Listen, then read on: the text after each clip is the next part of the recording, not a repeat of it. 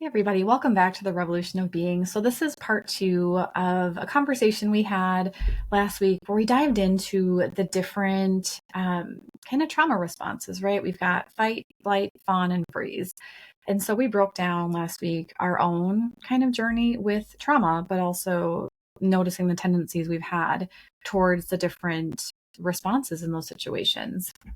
And this week we want to really dive into okay, now you've recognized the pattern. You begin to understand, you're triggered. You notice, oh, I shut down when I'm triggered, or hey, I default to the cabinet to go eat some cookies to feel good.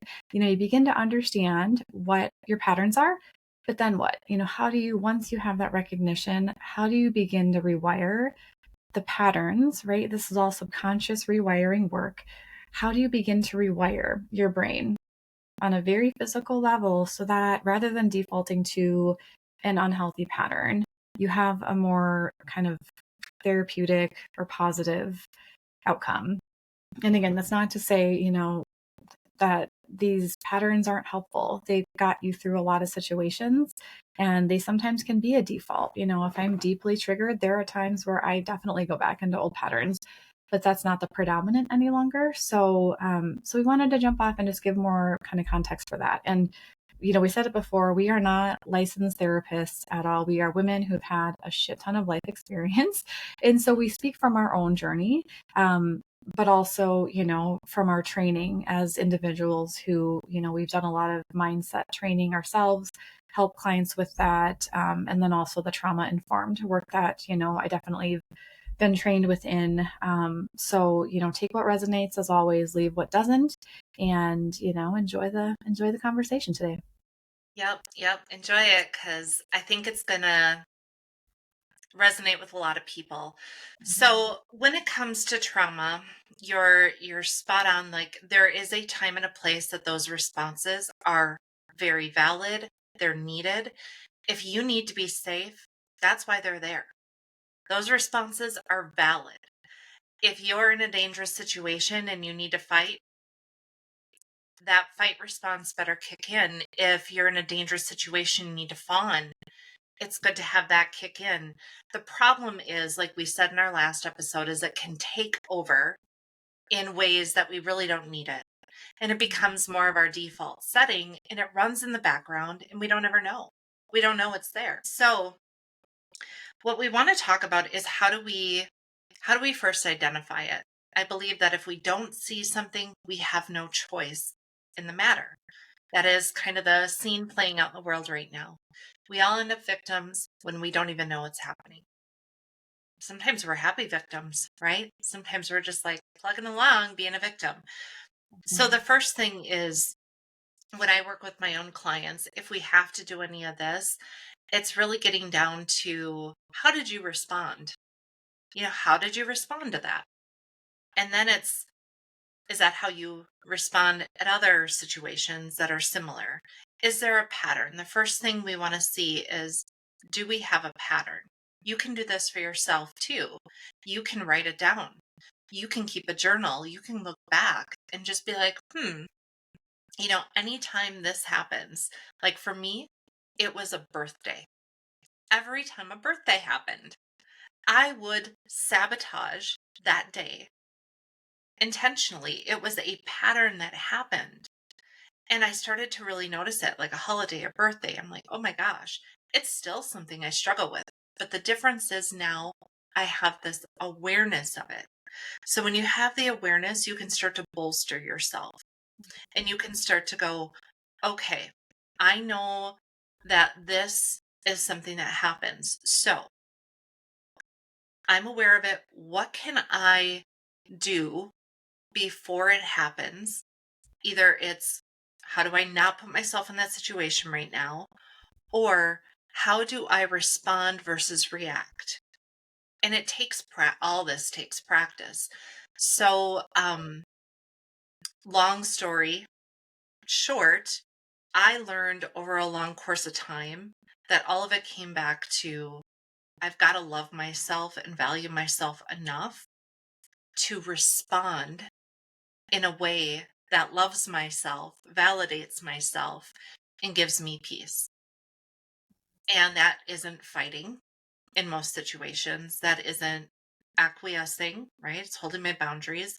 It isn't running away. You got to learn how to maybe sometimes stand up.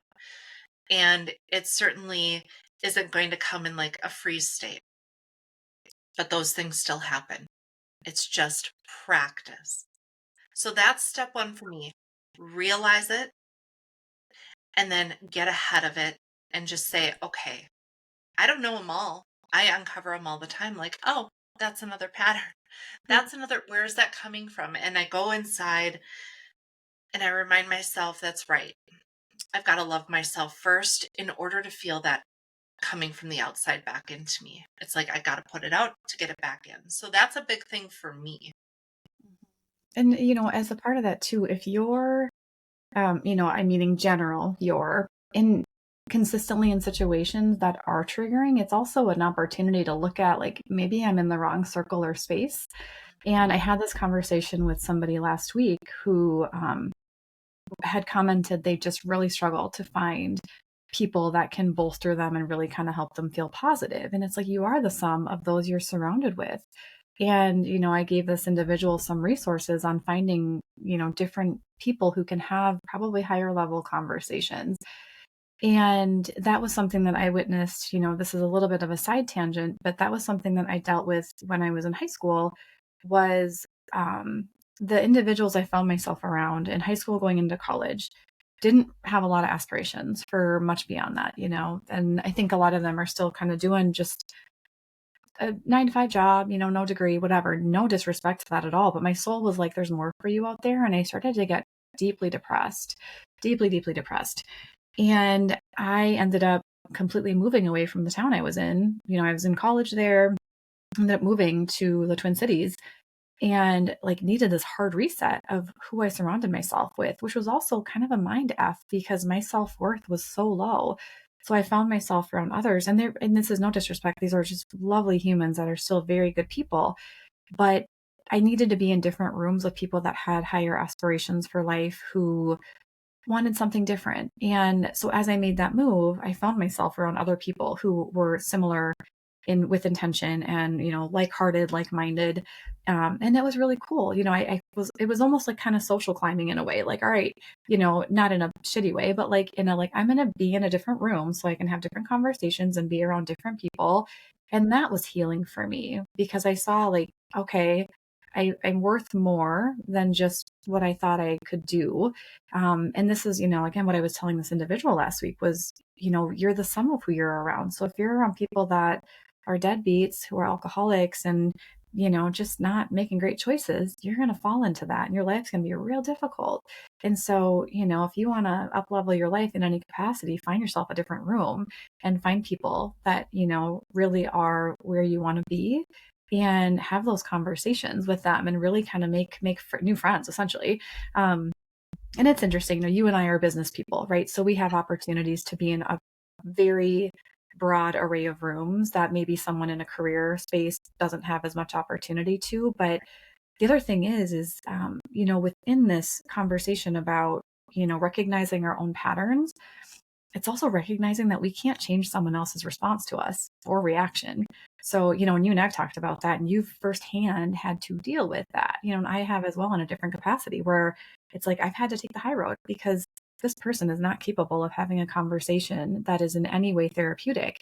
And I'm sure some of our listeners are familiar with David Hawkins, but David Hawkins has in his first book, Power versus Force, and I think he addresses this in subsequent books, but the levels of consciousness, that the majority of humanity is at a level of consciousness where they can't even have like a critical thought.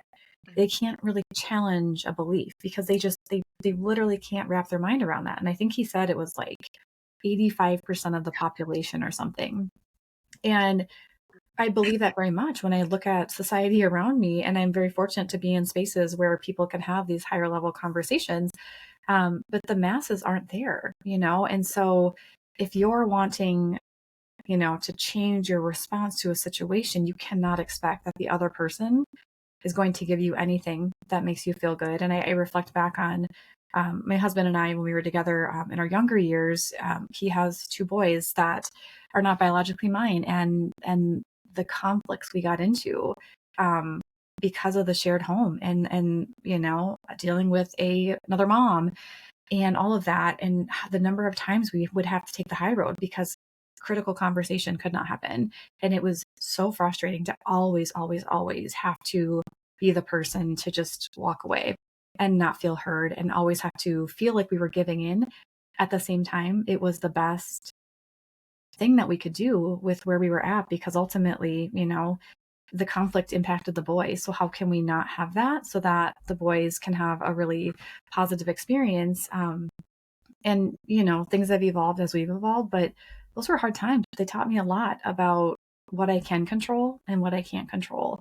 And the only thing, Viktor Frankl says this in his book, A Man's Search for Meaning, you can take everything away from me, but my ability to choose. And that's it, so we have to not have to, it's a choice. We can look at our patterns and then decide to choose differently. And, it's so funny because a few years ago, I noticed with my husband, we don't get a lot of time away from our kids. So we've got our two boys together, and then he has the two older boys. And so there's four boys in total, and it's just a busy house. And so when we get time away, it's not often.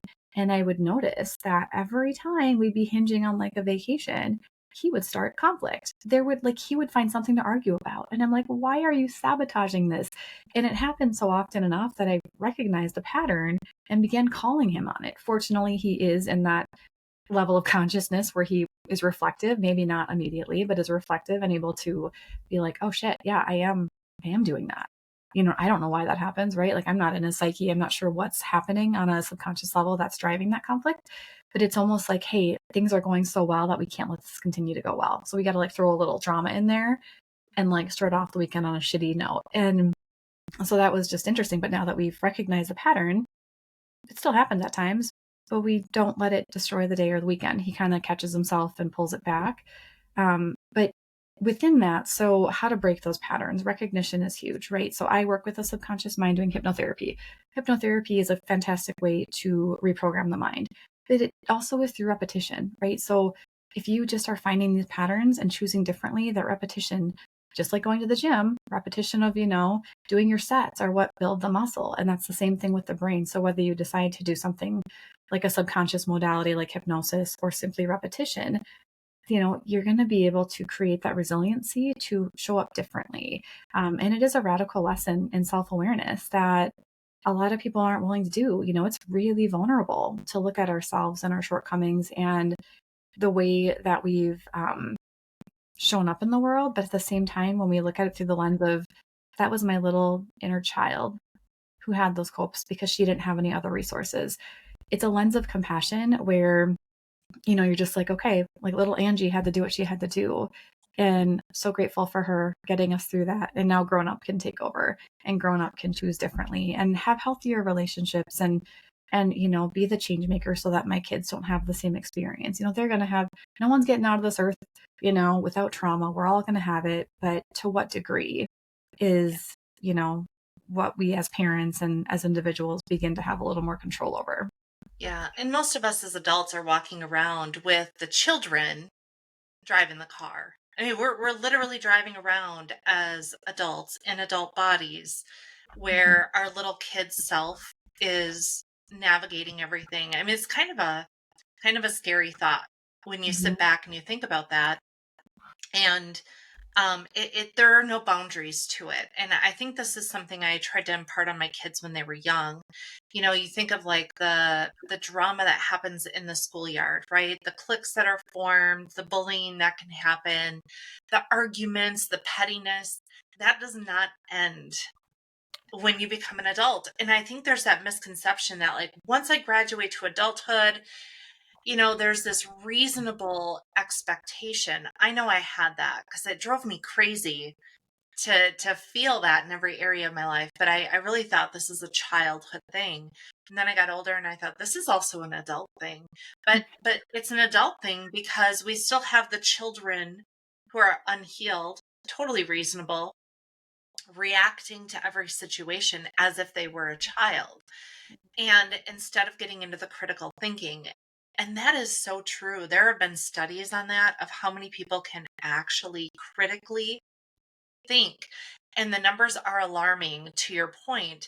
And I find it funny because you work with more the individual level, and I do work with the individual level, but more on a professional basis. And you had mentioned that you are the sum of the people you're around. And that is very, very true. It's why I talk about culture so much. And the problem is like in the small business world, people are hiring, and they're hiring aspects of their brokenness, and they're not broken. I don't mean I'm just reflecting, like they're projecting out their own need to heal certain areas, and they start to hire these people, and it sort of self-replicates. Mhm. And so they end up surrounded by this every single day of their existence in a business that they are eating, sleeping, drinking, and they don't realize that it's a manifestation of their own trauma. Yeah. And so they end up in this cycle, and it is one of the biggest reasons that I think a lot of small businesses struggle, fail, end is they get burnt out on this whole process of, okay, to scale, I got to have people create problems, problems create debt, debt closes my business, it burns me out, etc. And this is just another good reason. Like if you're in a position, and I try to work with my clients on this, I should be more active in talking about what this really is. But if you're a business owner or you're in leadership of any sort, and you are struggling and you are feeling burned out, and you are like, what in the world? I promise you, get back to yourself. Do some of the stuff that we've talked about, because you'll be able to walk into that room of people and you'll be able to say, oh, that's my abandonment. Oh my gosh, that's my fight response. Oh my gosh, this is my insecurity. And you should be able to tie that all back to you, because that's what we do this. We create our situations, and you'll be able to tie that back to you. Then the other part that we're talking about is, what do I do with that? Life is all about our ability to create an opportunity to make a decision. It's all about creating the opportunity to make a decision. Decisions are the one power we have, to what you said regarding, I think it was Viktor Frankl. We have this power, and it's a huge, huge, huge power. We have very little control of anything else in the world except for this. And so if you're feeling you are stuck, it's one of my favorite words. I'm stuck, I'm stuck, I'm stuck. You can unstick yourself by getting a reality check of, what are my decisions right now? So if you're experiencing this moment, whether it's personal, professional, whatever it is, of, oh my gosh, I'm miserable. Cool. What are you going to do? Okay, I'm going to take a great look around, and I'm going to see if I can find a pattern. Awesome. I found a pattern. Now get back to, what is that trigger in me? We did an early episode. I think it was our first one on triggers. Go back and listen. So what is that triggering in me? Right? Because it's a trauma somewhere. It's a pattern somewhere. And now I bet you'll be able to look around and really figure that out. Now you have to decide, do I stay here or do I do something different? And on what level? So you have to assess what those choices are, and you have to decide where you're going to start, because your option one is, I'm going to turn it off and I'm going to just keep hoping it disappears. It won't. But you could do that. You can just go crazy that way. Gaslight yourself for a while. That always works wonders. Or you're like, okay, well, this feels like the least scary step. I'm just going to maybe start to put a boundary here. And this is what I try to get my business owners to do first. Like, can we just establish like an expectation and put a boundary here? How do you do with that? And honestly, it's a process that takes a while, but just like you or I, just like them as leaders, we make these small incremental changes over a long period of time. And a lot of my business owners can now look back. You can look back. I can look back. We can all look back and say, oh, look at what the cascade of my decisions created. That's why I love the practice of writing a time capsule. Write down, if you're starting today, write down today. Today, this is what I'm experiencing. Today, this is what I would hope to experience. Here's my today. This is my life circumstance. Tuck that thing away for 6 months. Tuck it away for a year. Commit to just paying attention and making small decisions along the way. Write in your calendar, 6 months or a year from now, go back and read my time capsule. Go back to it, reread it, and really look at how far you've come. Because I promise, if you just start the act of, I'm going to recognize a pattern, you will have grown. And I think a lot of people forget about that. Decision making is intimidating, but it's the only power we get. And so you are never stuck. If you're miserable in a relationship, you have the opportunity to figure out why. And you have the opportunity to make a different decision, whether it's, I'm not going to engage in the argument. It could be as simple as that. It might mean I'm going to just put up a small boundary here. It might mean I'm going to leave. We all have the opportunity to leave as well. It doesn't mean any of it's easy. But I think that this is going to be a huge thing.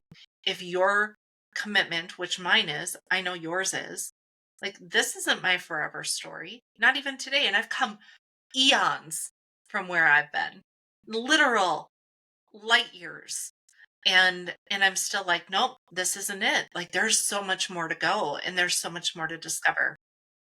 It's painful, it's challenging. But if you remember, the decision is always yours. You'll always remember you got to look for it first. 100%. And I think sometimes, and of course, it depends on the pressing nature of the decision you have to make and how you have to show up and all of that. I find I often just need a break. I need to step back. I need to step back from a situation.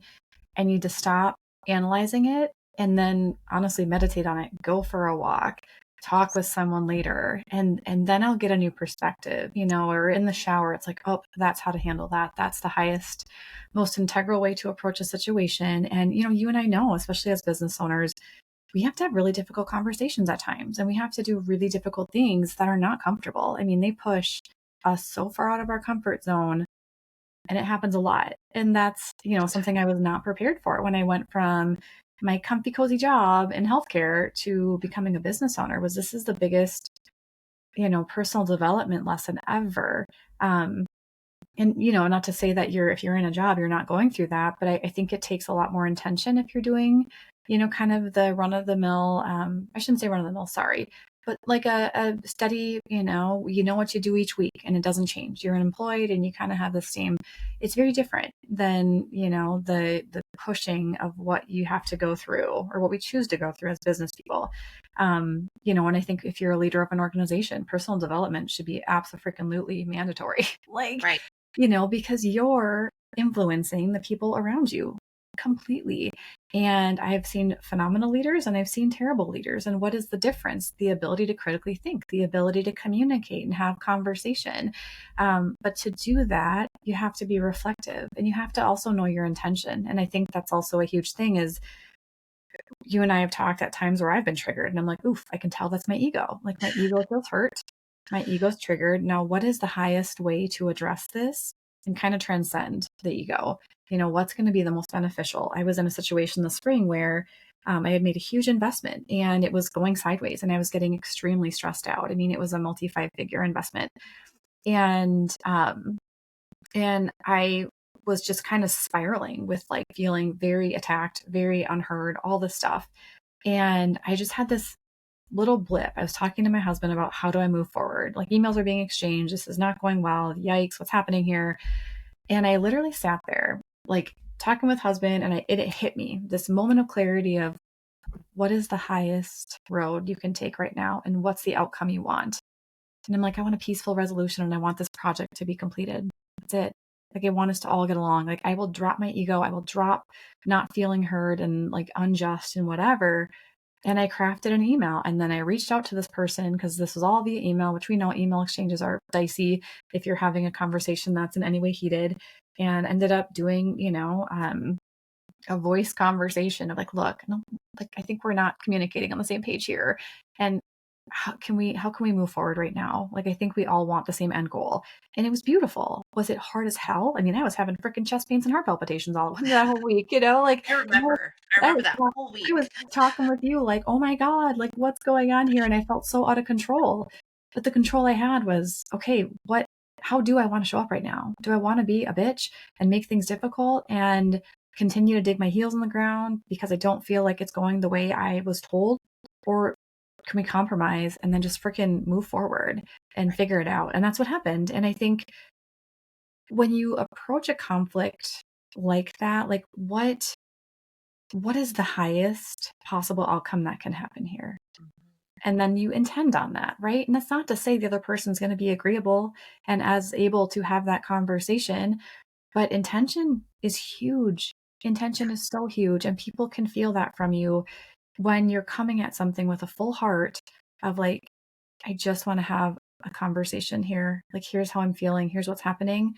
Like, let's dialogue this. That's so different than when we have our guards up and we're all in our corners, and those were moments this spring when I was very much, my guard was up. I was in my corner. I was shutting down, doing my thing. And I could sense they were doing the same thing. Like, they felt very attacked too. And it was this whole kerfuffle. But again, when you can kind of just pause and be like, okay, what's happening here? Like, how can we scale back? And you said it, you hit the nail on the head. People around us are the best reflections of the aspects of us that need to be healed. 100%. 100%. So if things are triggering you, there's a purpose that's happening, and it's for your growth and evolution. And you can choose to see that as an opportunity, or you can see it as, this is all happening to me, it's unfair, F this, F the team, whatever. Like, that's not how we actually move forward. And you know I it's so interesting. I had made a social media TikTok, and somebody had commented on it, because I had said just that.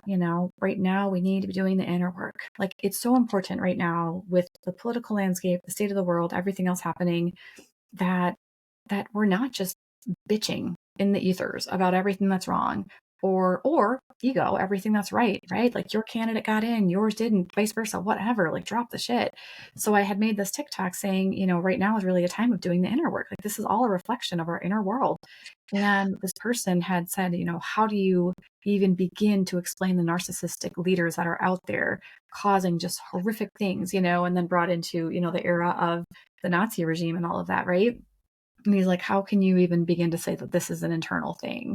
And so I created a response to him, and he's like, hey, can I send you a message? And it was the most beautiful conversation. This person wanted to understand genuinely. They had been through so much trauma. So, I mean, it made my heart feel so happy that he trusted me enough to open up with everything he went through. And he ended that whole kind of debrief with, how can I see this differently? I want to know how I can see this different. And so I just said, this is what I, how I view this. Here's my perspective. And, mine is very esoteric. I believe, and if this doesn't resonate, that's okay. I believe we choose our parents when we come onto this planet. I believe I chose the challenges that I, on a soul level, knew my dad was going to die when I was 15, that was going to be the catalyst to a lot of difficulties that were going to help me grow and evolve. And I went on to explain some of this, but I said, that's just my belief based on my life experience and what I've seen with hospice and whatnot. And this person was so appreciative. They were like, thank you so much for taking the time, and it was like, I joked, I said, this is how we create world peace. And I'm like, not really, but like, these are the conversations that, like, man, if we could have this with people who have different beliefs than us, or who, are feeling a certain way about a conversation and they felt triggered and they're in their fight, flight, freeze. Holy shit. Like, this is how the evolution of humans comes about. And these are the conversations we need to be willing to have. But it starts with doing our own internal work. Otherwise, we're a bunch of freaking 5-year-olds running around triggered left and right, And we're easily controlled at that. Yes. So if you are on the side of no more control, we want freedom, if you're the person throwing the flag up, running around with that idea, this is where it starts. This is where you stop being controlled by narratives. This is where your trauma triggers start to get addressed so somebody else can't come in and yank your chain. That is the one thing let's just talk about narcissism really quick. Narcissistic tendencies. I'm not going to diagnose people with MPD. There's a spectrum. There's a spectrum, but there's narcissistic tendencies, right? All it is unresolved. Typically, all it is just unresolved stuff within somebody. So Mhm. they're grasping for control through those means because again, they didn't have a need met, they didn't feel safe, whatever it was. And so we all probably do it, but if you have a vulnerability, they're really good at sniffing that out. And they're really good at grabbing it because your boundaries are low, because you're fawning, you're freezing, you're fighting, whatever it is, reactive abuse. They will poke you and poke you and poke you until you snap. But it's control. It all comes down to control. So to to give this guy credit that commented, number one, it's brave. It shows that they're ready to think differently, Mhm. but he's not wrong, right? We have been in an abusive relationship with our own government, and it has been so well done, Mhm. so orchestrated, the gaslighting, right? The manipulation, the using one against Mhm. the other. Like we're all just getting with day after day after day. And you will stay there until you work here because Right. it's only here that gives you the freedom. And good for him for asking, like, how, because we should be saying, where do I want this to take me? Yeah. And letting that allow us to be uncomfortable. The Mhm. purpose within that will allow us to withstand the hard parts. I can say that with confidence, right? That I feel very grounded in the fact that I am a free thinker to the Well, best of my ability. and you wouldn't be at this point if you didn't have all the tragedy and the trauma that you did, Yep.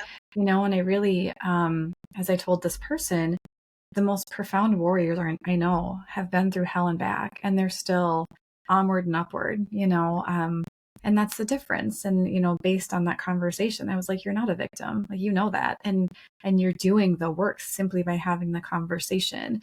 And that's the power, and again, I think having a spiritual lens is deeply helpful, and some people it's their Christian faith, others it's their other, their Buddhistic faith, whatever.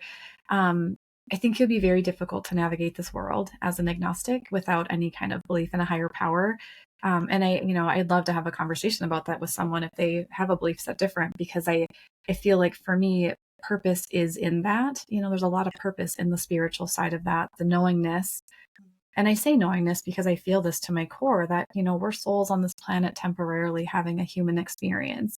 And again, I'm so blessed to have had a tremendous amount of experience in the hospice world, nearly 15 years of work in hospice care that really kind of confirmed a lot of my intuitions about how things go down. And, regardless of your religious belief, the exit of this planet is very similar for people and kind of what they sense and see and notice. And, I would love to share on another experience. I had a shared death experience with a patient, and it was profound. It was absolutely profound to be witness to what they were experiencing at end of life.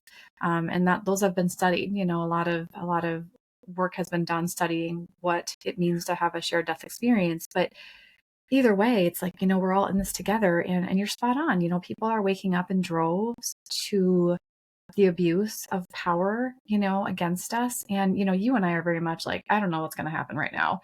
And at the same time, I'm just going to be like, hey, I always intend and believe in the best, that whatever is unfolding is going to be for the highest good. And it's probably going to be a bumpy ride. But ultimately, it's going to wake more people up. The last 4 years have woken people up to the insanity that's been at play. And just, there's a really awesome set of books, if you guys are readers, by a gentleman named Mark Gober. And his series are called The End to Upside Down, like blank Medicine, Liberty, Reset, Thinking, all this. And I've read most of them, and they're absolutely phenomenal. They appeal to those of us who are very analytical. I'm a highly analytical person. So don't just tell me something, back it up, substantiate it. I don't want like this, woo woo shit without like an actual foundation of something I can be tangible with. Like, yes, there is the element of faith, of course, for sure. But my brain is very much analytical.